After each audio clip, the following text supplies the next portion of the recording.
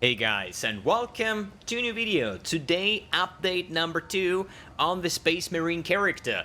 And why do I even call it Space Marine? I mean, if I load up my plasma burst here,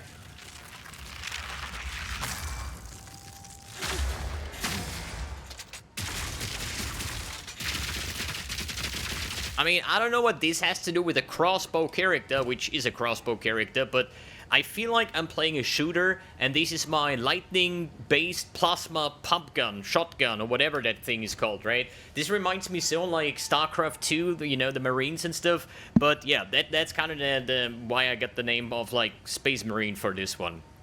But it is a crossbow lightning-based galvanic shards plus shock burst rounds and plasma burst character. While there is mainly, I'm using 99% of the time galvanic shards because this thing is doing so much damage that even in a tier 10 map, I'm literally like killing rare packs in like 1 or 2 seconds. Unless they're like lightning resistant or something, this is when I can use something like shock burst rounds to, completely annihilate those monsters from the map. Obviously, tier 10 is not like the highest thing that you can run. It goes up to tier 15, tier 16, uber bosses, and so on and so forth. But honestly, I'm playing a lot of PoE 2, but the thing is, this is, I think, my 4th character into the end game. Yeah, the Witchhunter is level 80, this Deadeye is now level 79. So I'm trying out a lot of different things and trying to make the best version out of this build. And this is basically what we're going to talk about today, the different skill tree, the different aspect of this build, the gearing curve, and so on and so forth.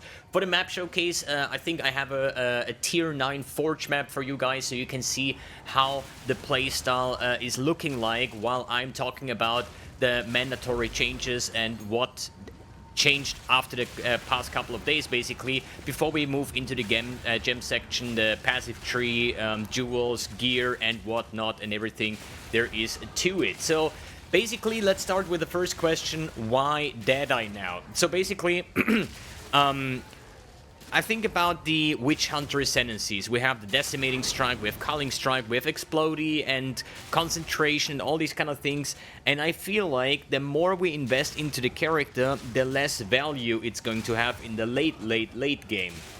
Because now I have like almost 2 characters at level 80 playing the same kind of even the same gear and skills, and there is not a lot of difference right now. I feel like the Deadeye is a lot faster because it has Tailwind, it has increased movement speed, skill speed, attack speed, and so on and so forth, and it makes the place a little bit smoother, while the Witchhunter has the explosions and as well as the Decimating Strike and so on. But realistically, let's just assume, like, my character has currently an investment of about 200 exalts or something, which is definitely not super budget, but far away from actually endgame gear, right? There is items that I would like to have that cost like 1,000 exalts a piece, right? So with 200 exalts overall, with my 6-link, with all the jewels that I have, with the gearing parts and so on and so forth, it's not really that bad of an investment. But thinking about the real endgame, let's assume I have like freaking 2,000-3,000 exalts invested into the character, or even more, then I feel like the Witchhunter ascendancies are getting not as much value anymore. Because, for example, the Decimating Strike, which I'm a big fan of, it's like the first hit that you do on an enemy takes between 5 and 30% of the target's life. Like, if you fight the Pinnacle boss and he instantly loses 30% of its life, that is insane damage. But let's assume you have like a couple million DPS, then what is like the 30%? It's like 2 or 3 seconds of attacking the monster and the damage is done as well, right?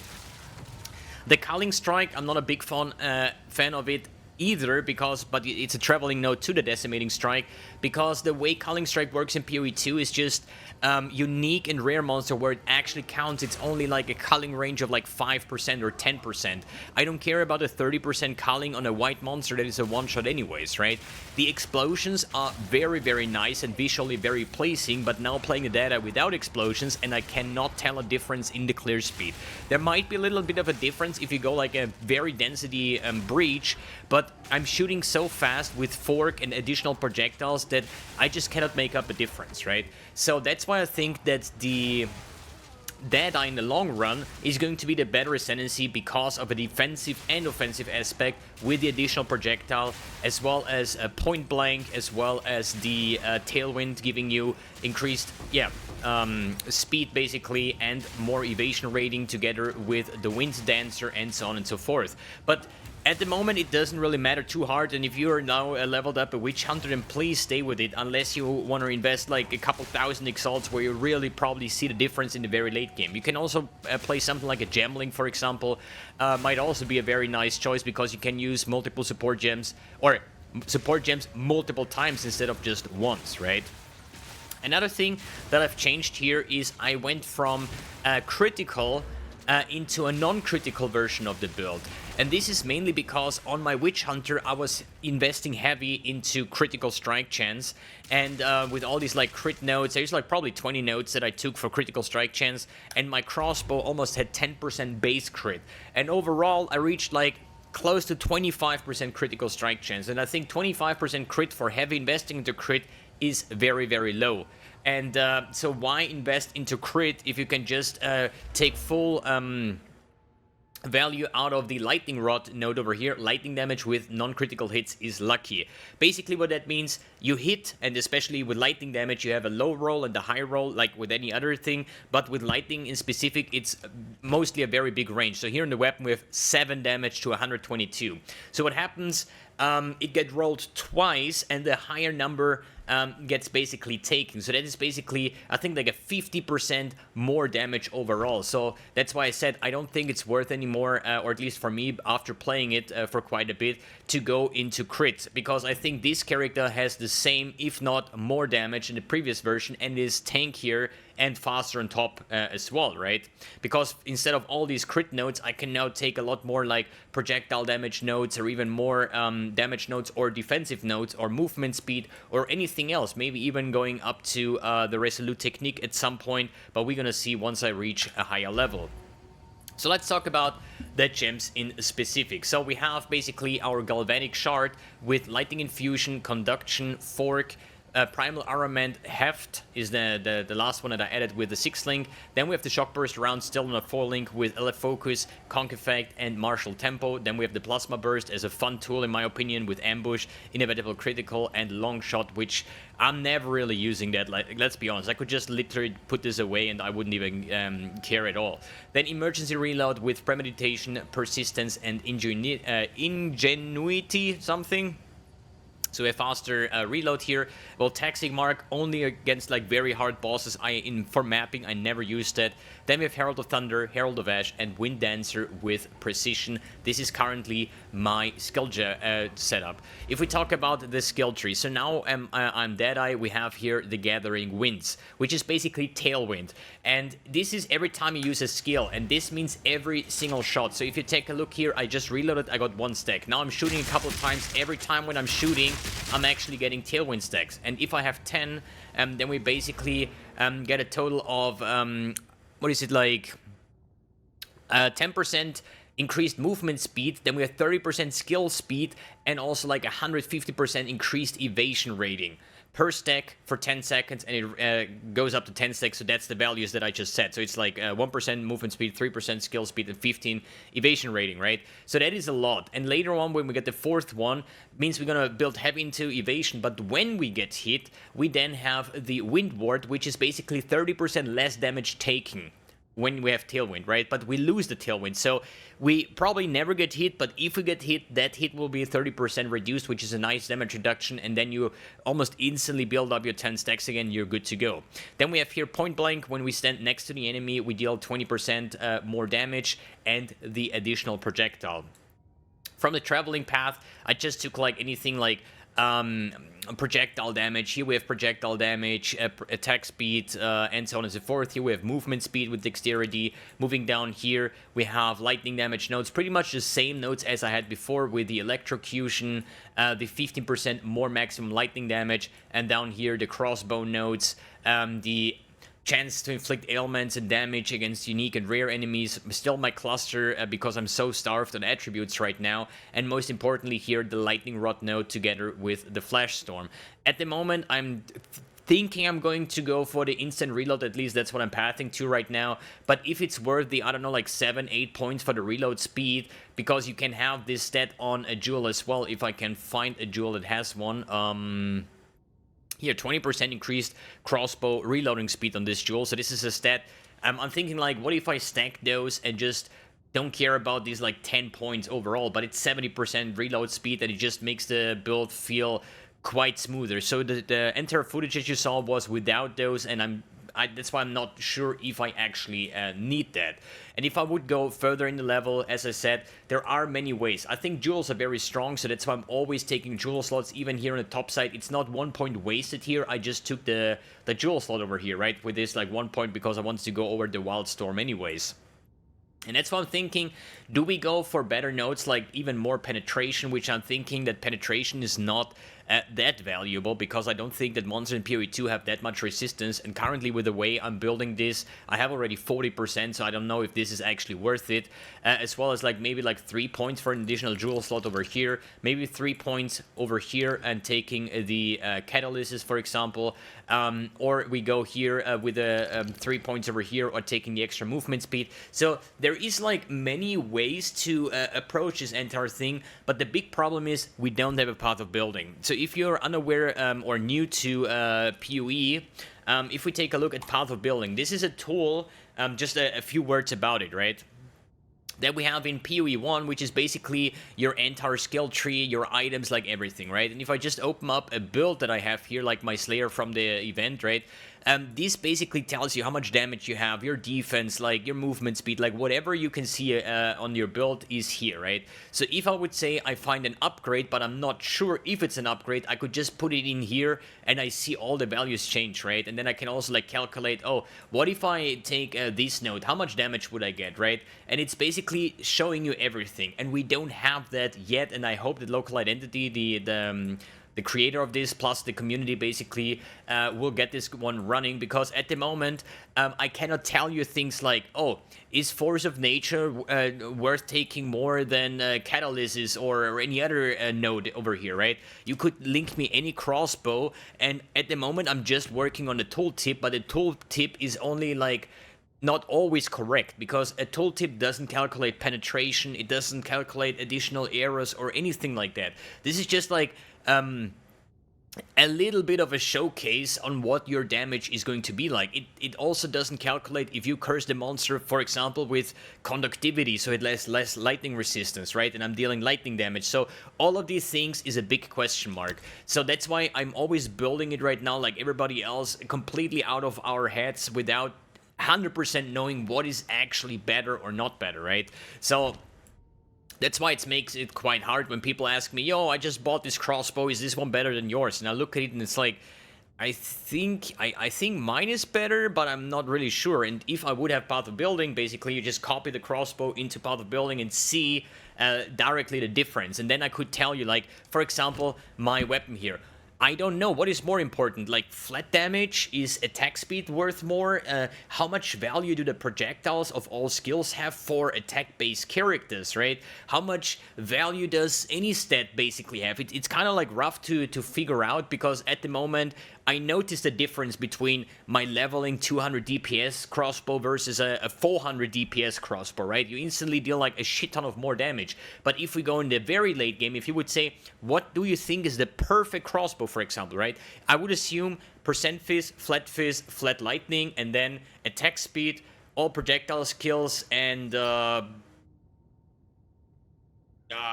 don't know, like any other good stat maybe that might be there, or it's same as the what is it, the runes over here, right? I'm currently running double percentage on physical damage, right? But there is way more like ally damage with attacks and so on and so forth, where I just don't know how much better is it to increase the flat damage over something like the increased ally damage. But these are things that we have to test and basically figure out as we go. Good, we talked about the gems, we talked about the skill tree, at least in the current version. Let's talk about the equipment. We go from top to bottom, explaining you what I have here and what I think might be the next upgrade, right? So I'm barely res capped, but low on chaos, and I feel like every time there is chaos explosions, chaos volatiles, chaos freaking whatever, I'm very likely to die, even though all my evasion and stuff, and I'm not even having a lot of evasion with like 2.5 now, right? But if I have like, if I shoot and I get my tailwind stacks, you see it, and that my evasion goes up quite nicely. So for the crossbow, as I said, high fizz damage, if you can get some flat lightning damage on top, maybe projectiles and attack speed makes it very, very nice. Because the reload speed also is affected by skill speed and attack speed. This is something I found out yesterday, basically. I wasn't even aware of that. But yeah, so all the other pieces here is life resistance, then we have life resistance and stats, life resistance and movement speed, as well as, yo, guess what, life resistance. So currently I'm just trying to get res capped, and all these pieces I think are like somewhere in the 10 exalt range or something. They're not anything crazy, besides obviously the crossbow was I think like 35 or 40 exalts, and the ring, which I think is very, very good for this build. A lot of resistance, life, we have mana leech, we have flat fizz and flat lightning, up to a 50% quality. I think I bought this ring for 40 exalts as well, so that one is also really, really good. But all the other pieces, you know, Death Rush gives me onslaught on kill, which is very nice for mapping, but for bossing, it is completely useless, so I need to get another ring. But as you see, even though I have decent gear pieces with like double 30 res and like 80 life, they cost around 10, maybe 15 exalts, but I'm barely res capped. So now I need to invest even more to figure out to get like additional resistance to cap out my chaos resistance on top of that, right? So now I'm on a point where I say like I have no problems doing any tier 10 maps. I'm pretty sure I can do higher tier 14, tier 15 as well, but if I want to have a really good overall build, at some point I need to cap my chaos resistance, and that will cost currency. And I think because I need probably double 40 resistance or something over here, double 40 on my belt, and then I can get away with like only having one elemental resistance but chaos resistance. Maybe I need to swap to chaos resistance implicit rings, you know, because there is barely any resistance on the tree, there is no life, there is nothing. So you have to get so much value out of your gear, and the more stats an item has, the higher the rolls are, the more expensive they are. And I could easily, like, if somebody would trade me now 5,000 exalts, it would probably take me 10 or 15 minutes, and I would spend all of that currency instantly to upgrade my character, because there are so insane items, but they're all so freaking expensive. So I'm currently having, what, like 80 exalts on my stash, and I don't even know what to upgrade. The last upgrade that I've done was spending 60 exalts for my 6-link with a perfect jeweler orb. Because I know, okay, this is going to be like probably a 15% more damage for 60 exalts investment, and I don't have to do anything. Let's assume I would now buy boots with fire res and chaos res, then I'm lacking cold res all of a sudden. So I need other item pieces that have more cold res afterwards to fix my resistance again, right? So it's not like, let's just swap out one item and that's it. No, you kind of need to like build around everything. And I think one of my weakest items is, for example, my amulet, right? It has all attributes and only one resistance, a bit of accuracy. But since I'm not playing with Herald of Ice anymore, I don't need that much intelligence, so I could probably swap away my amulet for something way better. The next question is, what about different auras, for example, right? Is there something else? Do we go for a Cast on Shock, which requires a lot more intelligence, right? But I think I tested Cast on Shock on the Witchhunter, and it didn't really feel that good. It procced maybe like twice in the entire map, so it's completely unreliant. I would rather just self-curse with like one button press if I really need it for any kind of boss, right? Before I do my big opener. Yeah, these are like kind of the thoughts that I have in my mind, but there is other auras that might be good, like Blasphemy with conductivity might be a thing, or yeah, I'm gonna figure out in the upcoming days what I'm gonna do with the character going from here. But yeah, I think biggest upgrade obviously is going to be a better and bigger weapon, and I think that would probably give me like 30, 40, 50% more damage, and then, as I said, chaos resistance would be nice. But I think right now pushing tier 9, tier 10, tier 11, 12 maps should be absolutely no problem, or even pushing that character further into, yeah, the Atlas. Let's talk about the MTX, basically. So I'm having here the Ash Collar full set, plus The character effect is the Divergence, and we have at the end, we have the armor attachment, the pitch black gargoyle wings. And do you see my pet over here? That is the Chimera pet, and you get this pet for finite passive armor, blah blah blah blah. Where is my pet here? The Chimera pet. And if you like this pet and you want to have one too, this is currently a Twitch partnership with Grinding Your Games. That means if you watch a Path of Exile 2 stream and you gift 2 subscriptions and you buy 2 subscriptions to the streamer, you will receive this pet. But the streamer also has to be live, and I would really appreciate it if you would, if you want the pet, gift the 2 subscriptions on my channel. It would definitely help me out. In the long run, if you enjoy those kind of videos, this is a way so you can get a pet and also support me with my build creations and so on and so forth. I really appreciate it. Just make sure that I'm streaming, but I'm streaming every day anyway, so I guess it's kind of hard to miss me at all, I guess. Good. I hope I mentioned almost everything that I wanted to mention for this update video. I'm gonna go and continue grinding, farming currency, and try to snag out some nice little upgrades. And yeah, then we're gonna see us again with the next update video. Or if I'm saying like, okay, I'm happy with the build, it done everything I've made it for and stuff, and I want to move on to the next build whenever this will be. It's not right now. This is what I can tell you because this character is so much fun. Then I will make an overall build guide video that explains everything on how we use our skills and why does a monster have to be shocked or electrocuted basically to get so insane amounts of damage of shock burst rounds, and why do we use the Kitoko's current for the best in slot gloves, and so on and so forth. Alright, thanks for tuning in, thanks for watching, and see you in the next video.